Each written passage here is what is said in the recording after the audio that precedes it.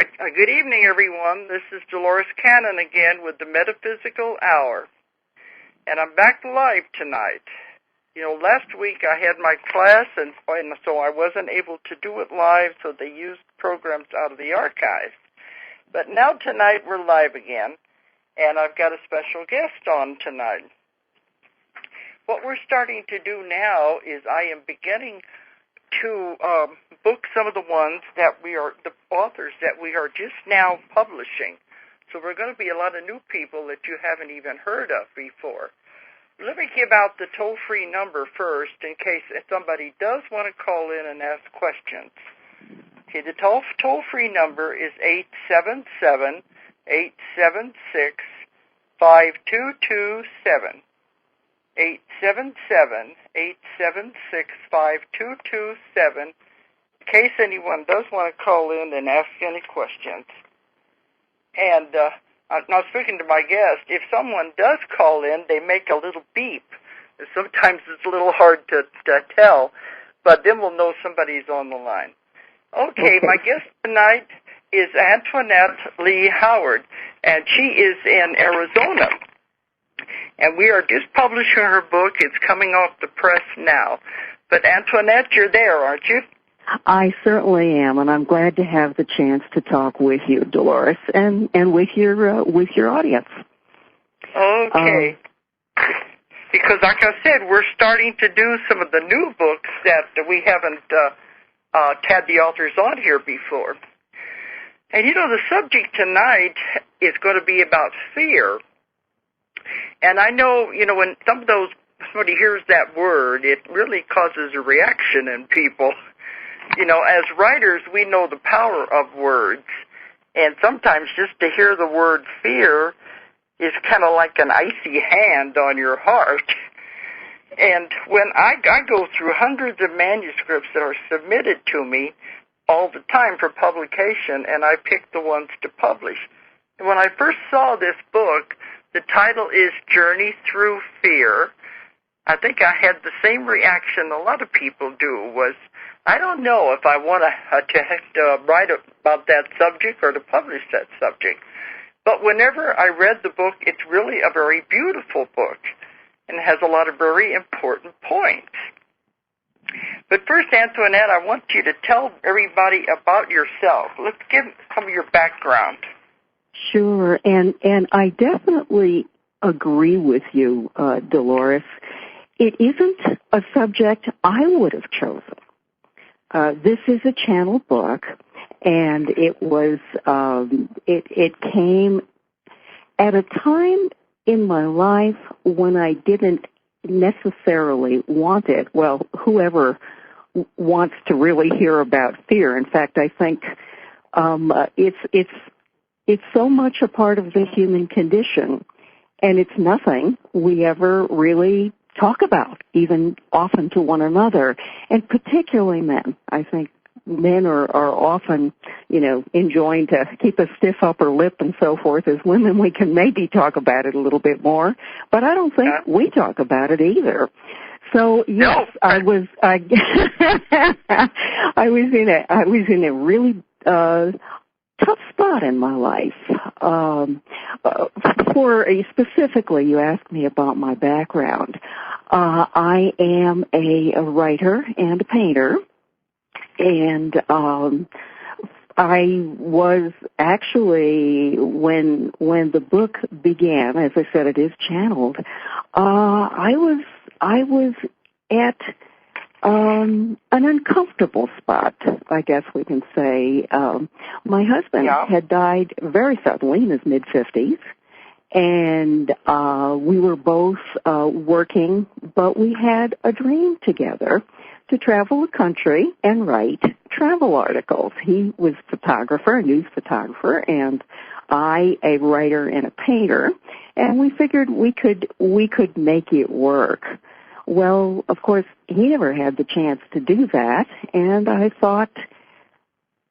just decided it was going to be, then it was going to be my journey. But I basically was going to write about and illustrate articles about plants. So, that yes. that he couldn't do it with you. That's right. Yeah, that's right. And seeing him die relatively young, really got me to thinking that life is short and uncertain. So I basically paid the medical bills and saved some money and went on my own. Started working on my own. Left my job, went on my own. And it was at that point that the communications began. So I would have welcomed. Excuse me, I'm sorry, I'm jumping on your words here. Excuse me. That's one thing we got to watch. I'm on the speakerphone, so if we have to speak, otherwise we do for each other. But that's. I remember in the book it was very unusual. Like you said, this is not something you set out to do. Let's tell people how it happened. How you came to write the book, how you got the information. Because you don't just normally channel, do you? No. I hadn't really done it at all before this. So this was a first for me. Having made this decision that I was going to work on my own, at that point the communications began. Once I left my job and started writing articles about the healing properties of plants and illustrating them. And frankly, I would have welcomed communications. I started hearing what I can best describe that as a flow of thoughts that seemed to need to be written down. So I decided to go ahead and do it. I really would have welcomed help, say, with my art. At first, I thought I might be tapping into some sort of communication about my art or about the flowers themselves, but it turned out to be communications about fear. So I like to think that I didn't get what I wanted, but I got what I needed. At that point, it was it was time. It was time to start thinking about it. And we get what we need, even though it's the last thing we would think of. Yes, yes. Certainly don't want it. I have a quote here. I began hearing from two primary voices. I call them voices because I receive the messages as a flow of ideas or words. They're not really voices, but they are words. You know, it is definitely a flow of ideas that wasn't my own. One is Merlin, the Merlin, and that was amazing to me. He lived. Now, this was a man who actually lived, not just an invention of storytellers. And he was a shaman and an advisor to King Arthur. After Arthur died, he went to live with other people in the Alps who had discovered the key to long life. He lived 600 years. He tells us we can live as basically by choice as long as we want. And also, yes, yes. 600 years. Oh. 600 approximately, yes. And he made the decision to become a diva, which in Sanskrit means shining one. They are in the angelic hierarchy. And they work with large forces and flows, if you will, things like the Gulf Stream and the jet stream and our oceans and the Earth's core even. They also work with landscape elements like the divas at the Findhorn Garden in Findhorn, Scotland. Worked with divic guides to make a marvelous garden. families of plants and animals, mineral deposits, even the flow of the seasons. These are Devic guides. Merlin's particular job, if you will, the one he chose and was allowed to do, is as the guardian of communication. In other words, he helps us find our truth in words, although but it can also... You also had other divas that were communicating, too. Yes. Merlin. Yes. Actually, the other primary voice is the guardian of water, the water that percolates down into the earth's into the rocks, and he's called the guardian, or I call him the guardian of water clarification.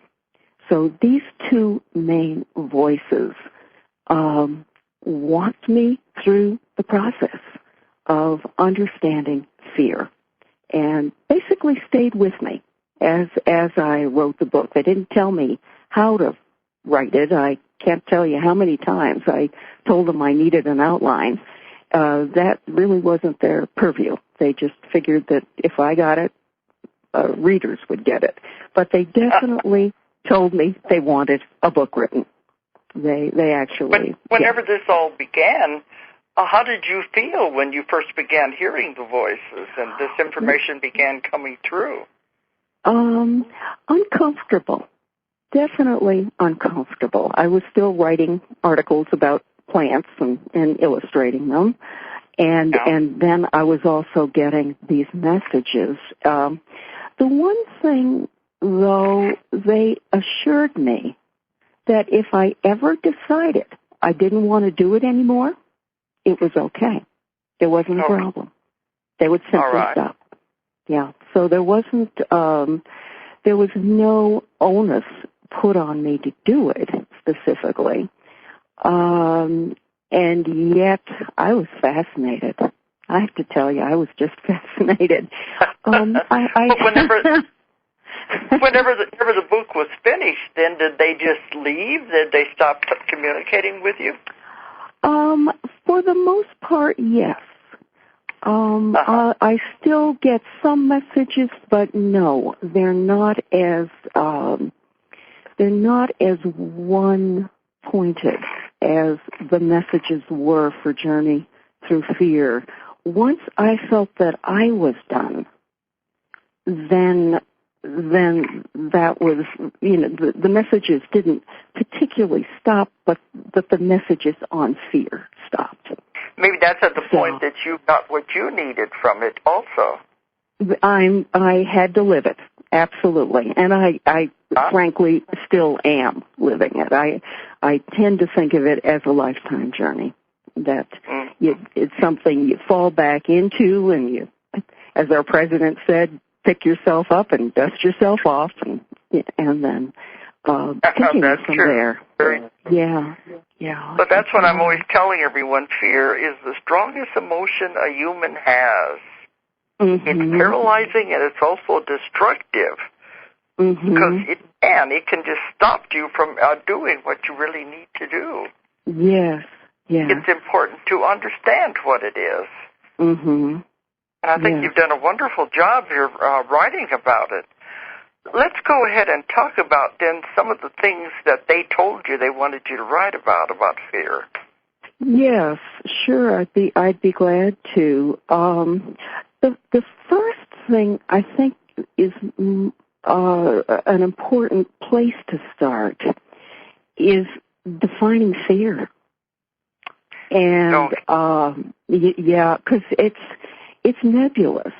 We know what it is. We experience it, that tightening in the chest or the belly, or generally in that area anyway, although people may have it in other areas. Fear is judgment and a sense of separation from other people and other life. Judgment with a sense of separation is fear. It is counterposed against love, which is acceptance and a sense of union. And again, that's with other person and other people, could be a cause, and ultimately a union with God, if that is your belief system. Yeah. And the big difference between the two, or they hinge on change. Anytime change comes into our lives, and that could be, the least little thing, my TV breaks or something like that, to life and death. Any change, big or small, can trigger, I should say, fear. And the key is that fear always has to do with a person. Always. Even if you think it's a huge, great, big, global warming, who would you even begin to blame for global warming? There's a person's picture in your mind, a picture of a person in your mind. If you're judging that person, the key is impersonalizing, calling global warming, the result of a way of thinking, rather than, say the CEO of a large polluting corporation. And that is, it hinges on whether we can impersonalize versus judgment, which always has a person in mind. Always. This was a tremendously hard concept for me. We must have gone over this one dozens of times before I got it. The book is edited. I've been a writer and an editor for a long time, and I asked them if I could edit out the extra, and they said, "It's your book. Do what you want with it." So true. Yes. But so I was just now the beginning. I was just now thinking of phobias where people are afraid of things. Mm-hmm. That would go with the concept of judgment. I'm thinking fear of spiders, fear of spiders, fear of snakes, of fire. Yeah. How does that go along with judgment? Okay, a lot of our fear, and we have, at this point, made a judgment. The spider is back, and I'm afraid of the spider, whatever. But a lot of our fears come from childhood, and the image that we have of ourselves as we grow up as children. It's a time in our lives when we feel pretty powerless. I mean, we're just kids, and we feel very vulnerable. Yes, absolutely, and so. Believe it or not, there's a person behind that spider somewhere. Yeah. It could be, my mother locked me in or left me in my room alone, and a spider bit me. It could be any number of things, but it's not only fear of the spider. You're judging a person, and I know it's still a tough concept for me, especially in that kind of a context.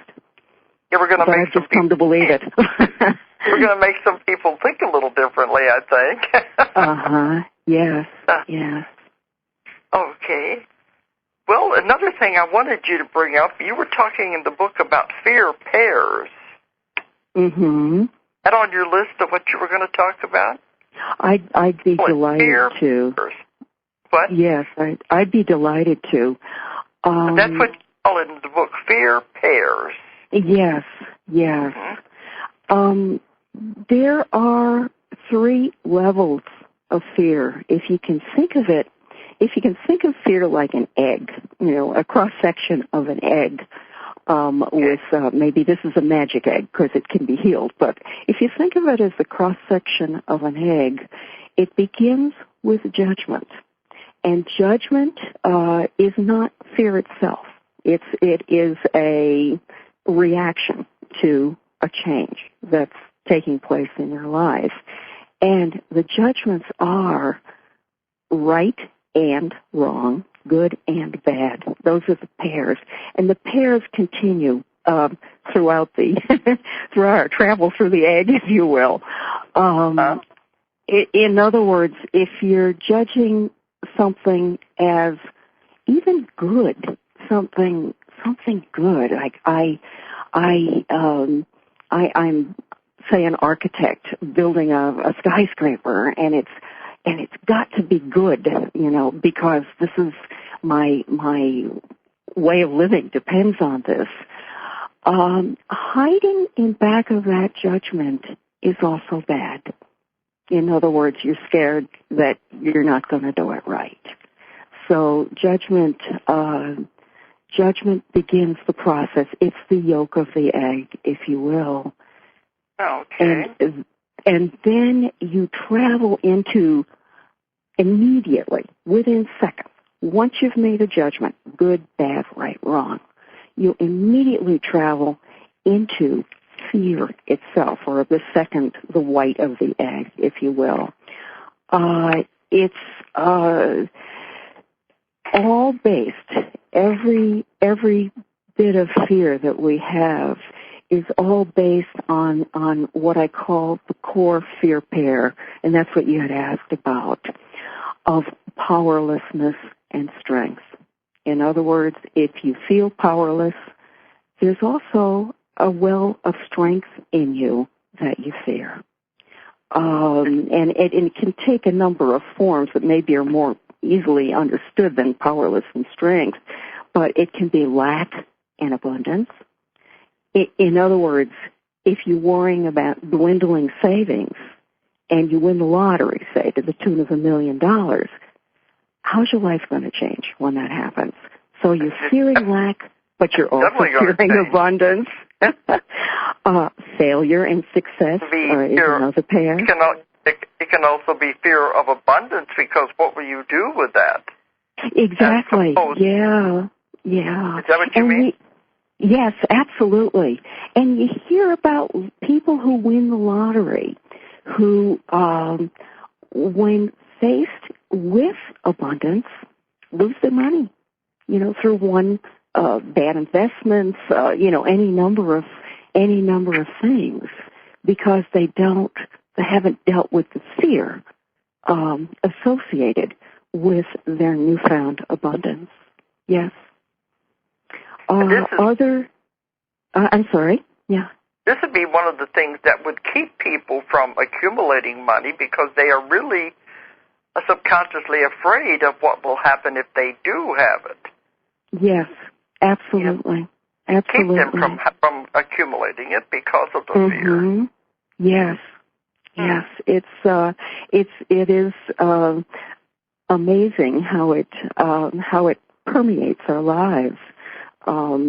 Even good things, or what we judge as good things versus bad things. Yeah.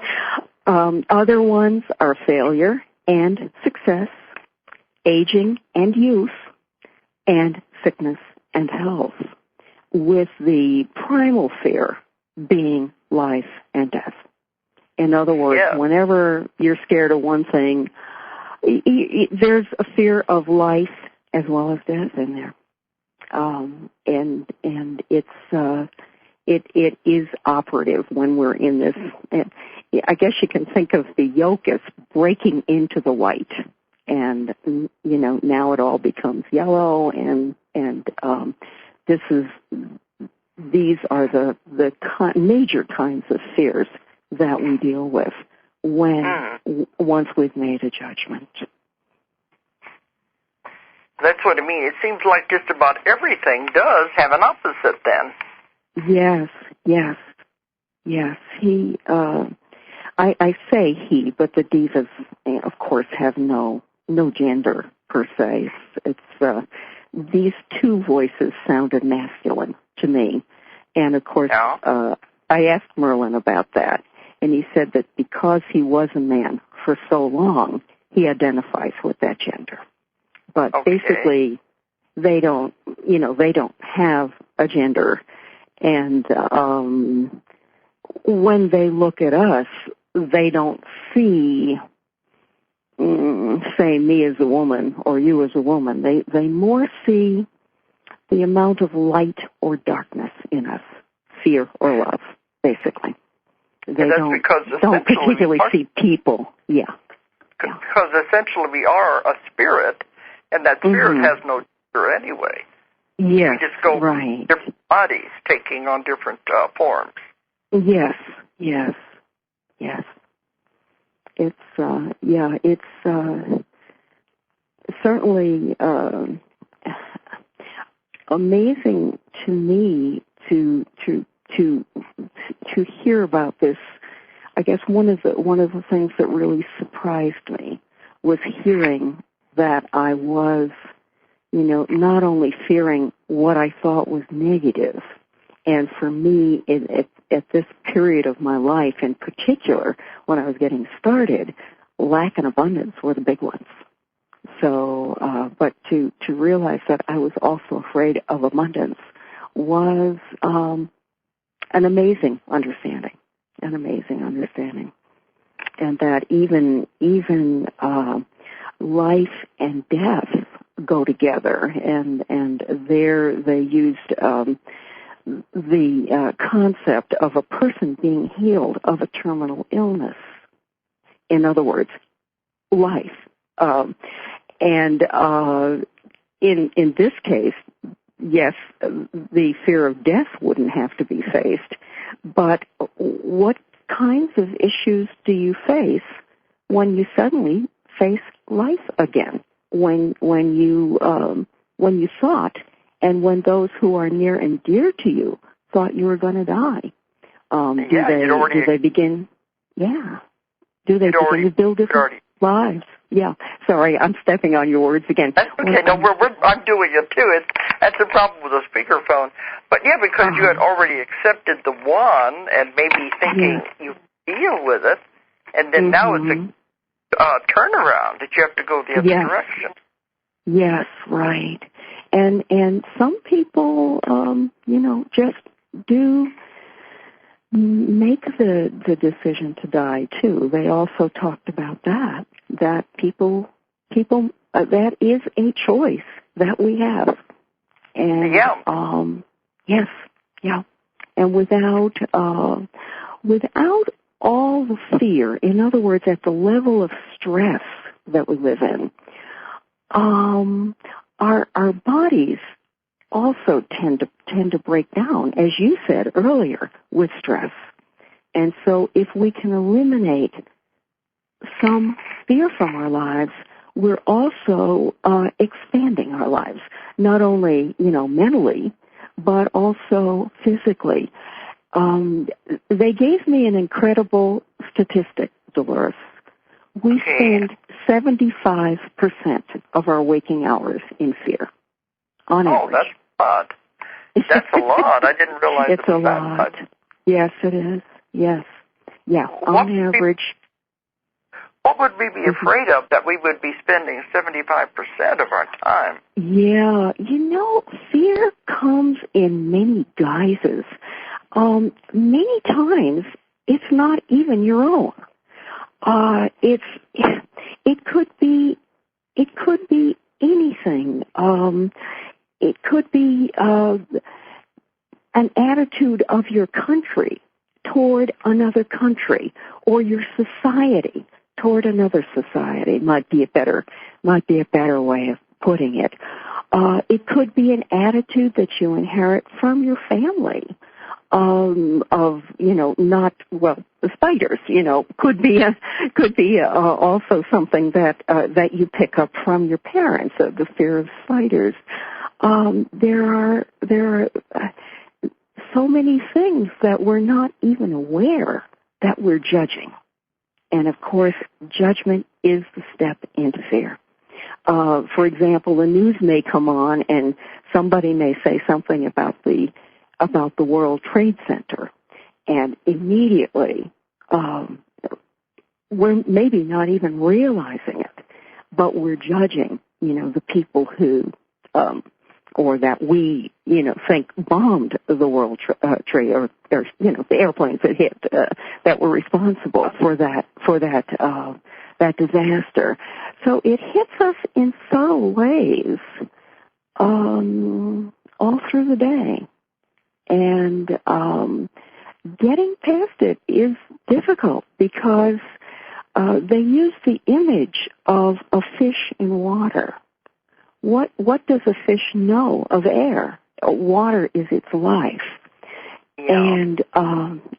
And if a turtle were to tell a fish that you can be in water as well as on land and in air, would a fish even really understand it? So we have a big journey in that it's all around us. We have a big journey. Well, I just keep thinking of that 75% of the time. It would think that some of the time we would be enjoying ourselves or, thinking of things, thinking of good things.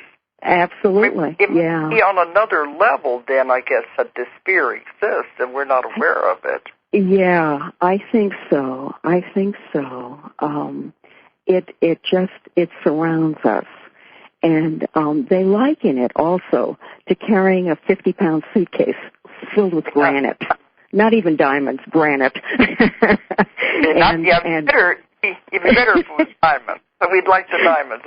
Yes, we would appreciate those. Wouldn't mind carrying them. So their advice is to put it down as often as possible and begin to live another way. When you were talking about the fear pairs of how we're afraid of either one, even the polar opposites. Isn't there a neutral ground where we could exist without being afraid of, the one or the other?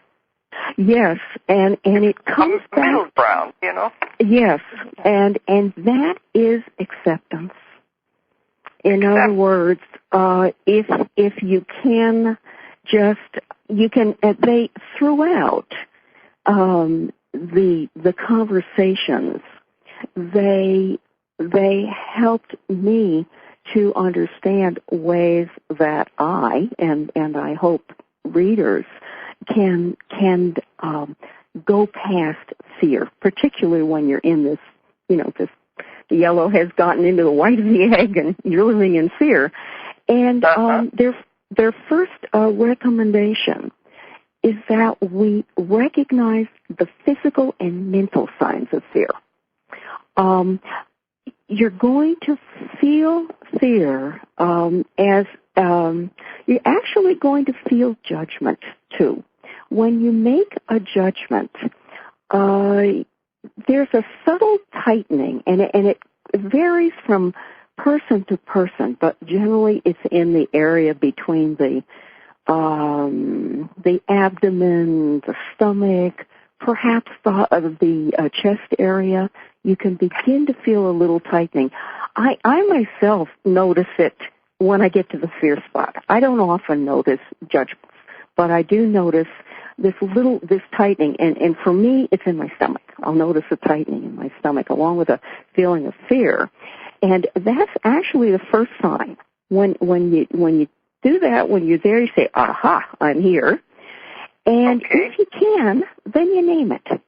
Okay, what am I afraid of? Am I afraid of success and failure? Am I afraid of sickness and health? That's a big one. Exactly what is it? Am I afraid of lack and abundance? And name it as two, because it's there. If one's there, the other. And then go back. Isn't that the part of us that we call the solar plexus? Yes, absolutely. That would be that area. The third chakra, right? Yeah. That's a big place to feel it. Although some people feel it higher up in the chest area. It just varies by person. And so at that point, you begin dismantling them. You just say, okay, what is it I'm scared of, and what judgment and what person is behind it? That's the hard one to find. And at that point, if you bring it to light, it goes away. It's like many things, once we acknowledge them, they begin to become less prominent in our thinking. And with luck, we can all stop fear at that stage at which, the judgment has been made, and now we're in the white of the egg, which is all tainted with the yellow of the judgment, because there's the third stage of fear too, and that's the fear behavior. And that's where we get into wars and, every schoolyard fights and everything else. There's the behaviors. You can I guess it's still using the concept of the egg. At that point, the shell has broken, and we begin to affect other people with what are called the fear behaviors. And again, these are they have the word "and" between them. If you're angry, you're also depressed. If you're trying to control your world, you're also feeling like it's victim. There's a third one called the whirlwind, which is tends to be my personal favorite. I'm sorry to say, it's when you're busy to the point of exhaustion, and then the other side of it is depletion. And then there's. You mean you're trying to keep so busy so you won't think about it? Exactly. Okay. Yes. And then the fourth one is living in the past or the future instead of the present. And, okay, explain that. Yeah, that is was a hard one for me too. Merlin gave me a couple wonderful stories. And, I can read them if you'd like me to, or otherwise I can just tell you about them. Yeah, just go ahead and tell us. Okay. Okay. One was what he called the knight's story. And this had to do with a knight in King Arthur's, a member of King Arthur's Round Table.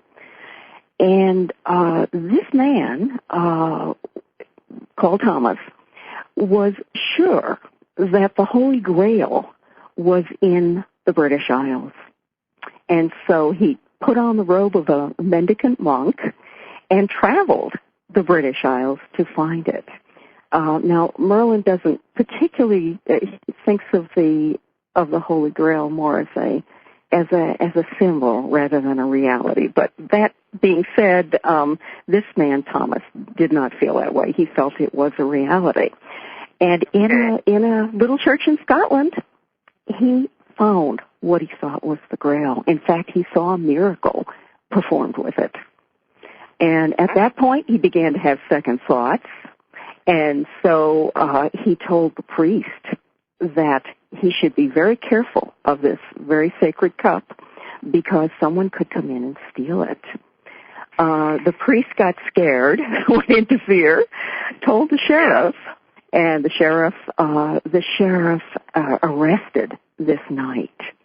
Now begins some political intrigues. Thomas was a bargaining chip. And Arthur did, spent a lot of money, got him back to the Round Table, but he also felt that he had to execute him because this just wasn't something. He couldn't be considered a strong ruler and have this man who had cost him so much time and money alive. Well, Merlin stepped in and spirited Thomas away. Thomas, make it a long story short, Thomas went to Merlin's kin in Wales and basically was given carte blanche for a new life. And instead, he couldn't live it.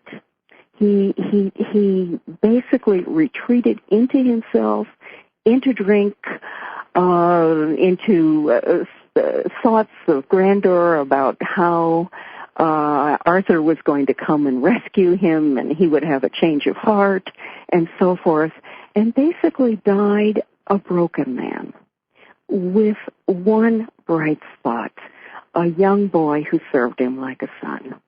And when Thomas died, no one ever believed him in Wales. They just didn't believe him. They didn't believe he was strong enough in mind or body to have ever been a Knight of the Round Table. And so he died a forgotten man, and the young boy who had served him like a son took what he had, took what Thomas's gifts were to him in the form of these stories of the olden times, and became a troubadour. So that was the man who lived in the past.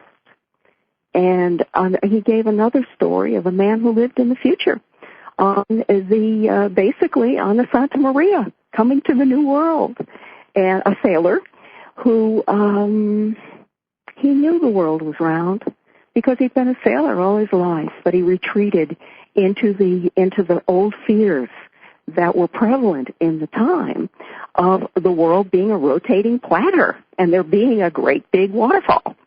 So instead of enjoying his journey to the New World, he kept waiting for the waterfall.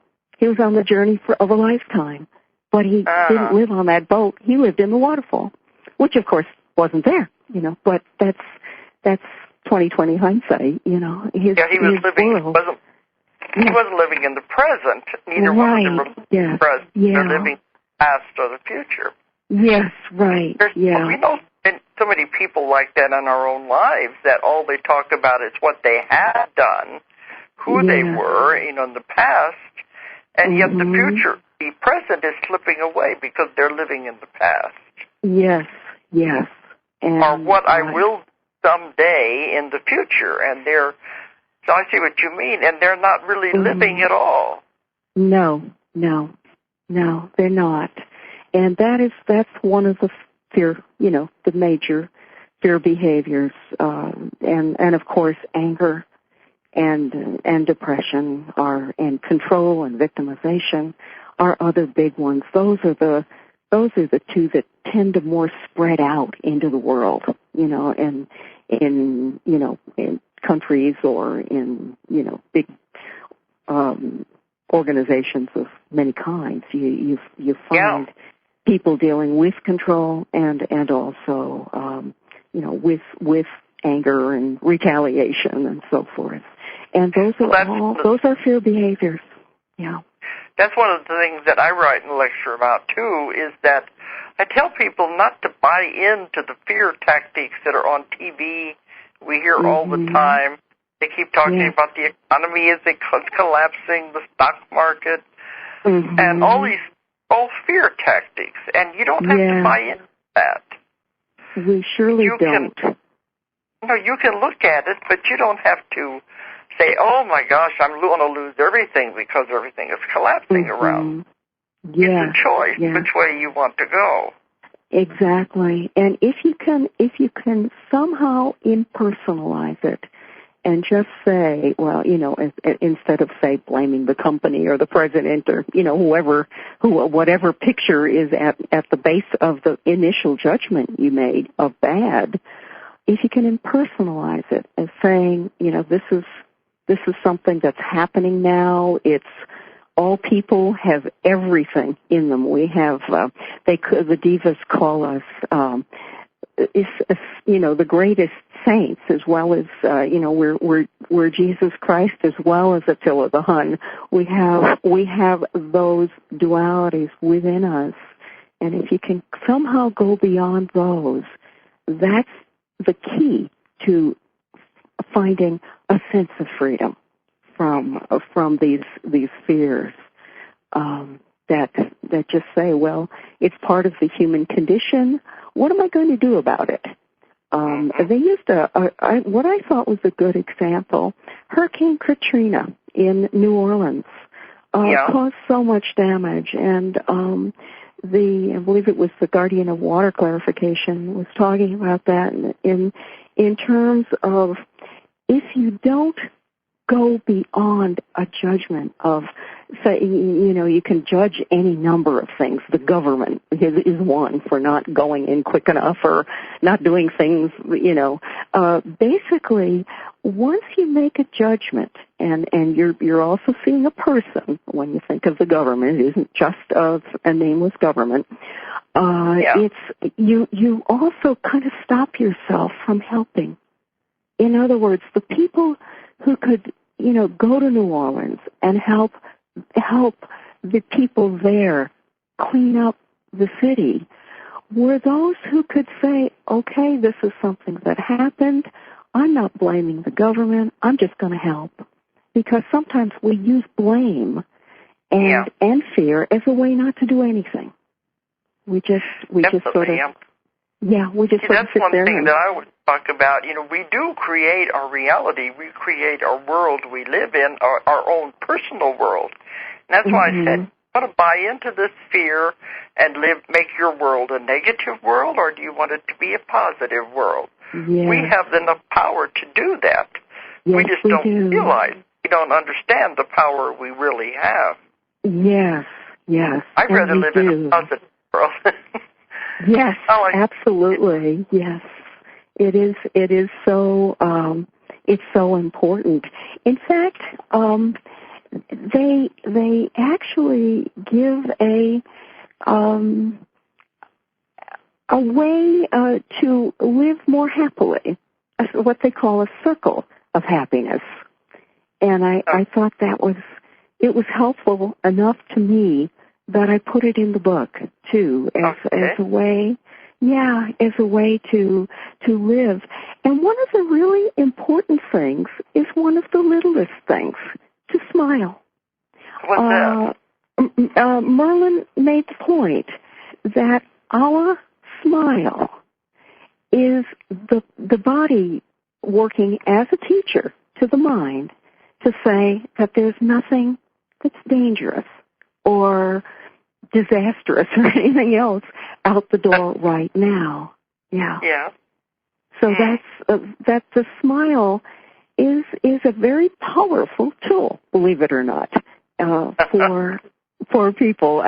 It's something or at least I anyway, totally overlooked the value of the body teaching the mind. And another one, of course, is blessing. The blessing or the prayer of blessing, or however any of us expresses honor of other people and places, and even just the beauty of a summer day. The blessing is important, and not blaming ourselves is a real big one. We don't, we live in this atmosphere of fear. It's where we were born. If you believe in reincarnation, or we came, whether or not you believe in reincarnation, we came here to do a particular job, and so. Just get on with our jobs. And then the other thing is silence each day. And they break it down into active silence, which is doing something you love, like cooking or walking or whatever brings you joy. And then reflective silence, which can lead to meditation, but it also can be something as simple as reading a good book. Or reading some uplifting book, whatever it is. But they suggest that we put silence into our lives each day too, and as a way of expanding. They're simple things, but they're very important things.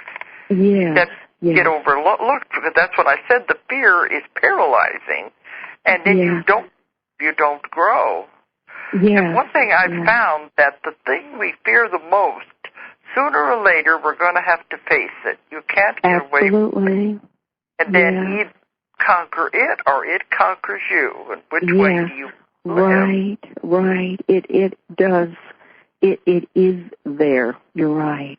And it's a test, and eventually we have to face it. So Yes. It's better if we Yes. can recognize that.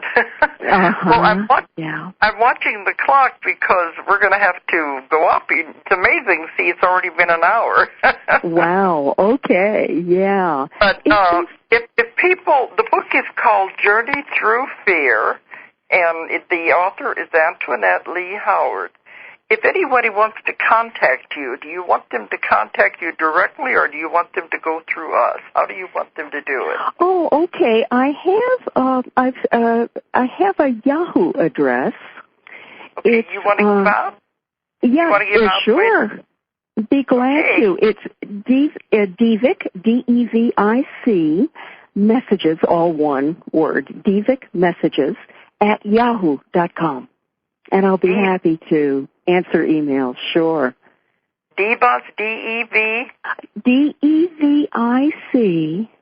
M-E, Divic, yes, messages. Messages. A plural on messages, yes, at yahoo.com. Okay, because when the book comes out, you're going to get a lot of people wanting to talk to you and wanting to write to you, and that's very important. Sure. All right. Yes.